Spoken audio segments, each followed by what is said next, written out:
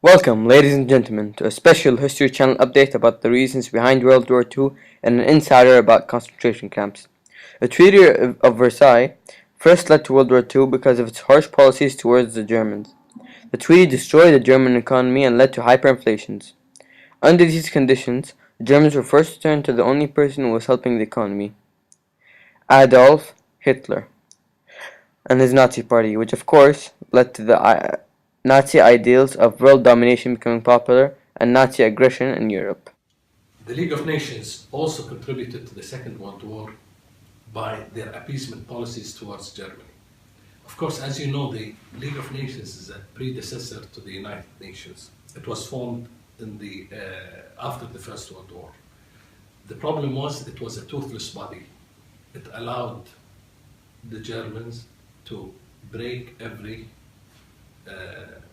commitment they made in the Treaty of Versailles, namely to stop rearming, secondly to settle in the buffer zones between them and France. There are five main events between the period of 1935 to 1938 that led to World War II. The first of which was the militarization of German society. Hitler at the time did a lot of good things to German society. He rebuilt the economy, he gave countless jobs to millions of people, but what he did wrong was that, or what he did that was wrong for the Allied powers, was that he created factories, and through those factories he would encourage people, he would encourage like the mass people to create tanks, to create planes, to create other military supplies, and would use them so that he could take Poland and many other countries. Pause.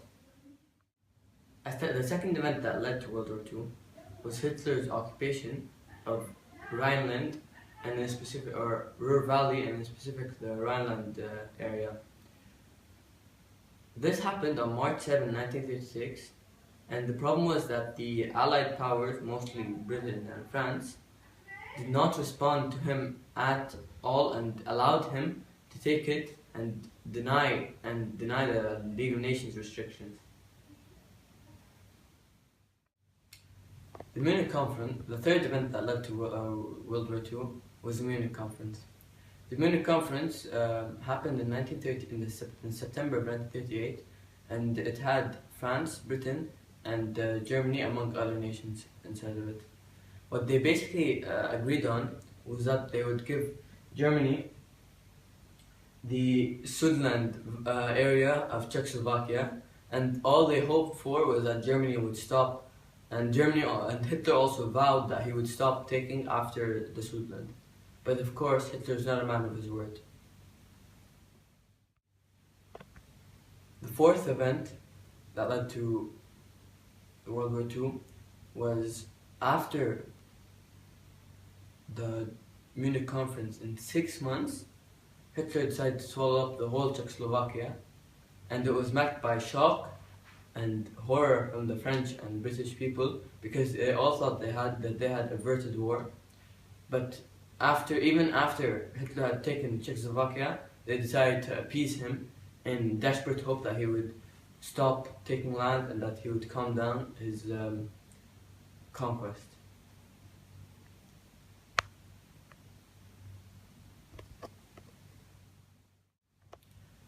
The fifth and final event that led to World War II was, of course, the German invasion of Poland on the 1st of September 1939. This event, Britain and France could not appease because they had already made vows to the Polish people to help them if they were to be attacked at all by Hitler and his Nazi army. This event led to Hitler taking over Poland and the Soviet Union taking half of Poland with it.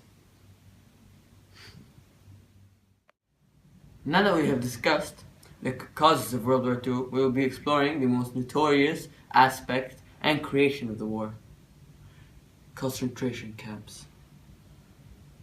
The term concentration camps refers to a camp in which people are They denied or confined, usually under harsh conditions and without regard to legal norms of arrest and imprisonment that are acceptable in a constitutional democracy.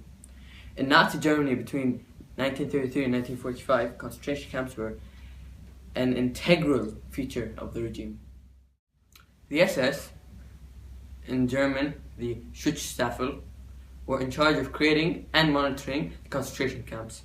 They established the largest concentration camps in Oranienburg, north of Berlin, Esterwingen, near Hamburg, WW2, north of Munich, and Lichtenberg in Saxony. Concentration camps were created to imprison and torture anyone opposing Hitler and the fascist Nazi government. Once created, these camps proved very effective in disarming opposing political groups of the Nazis. Rumors spread by the former prisoners of the horrible atrocities happening in the concentration camps scared the vast majority of German people into declaring their loyalty and love for the Nazi Party, even though that was not the truth for most people. Therefore, for the Nazi leaders, concentration camps served the dual purpose of controlling the majority of the population because of the fear they endangered, and also locking away any of the people who oppose the Nazi government.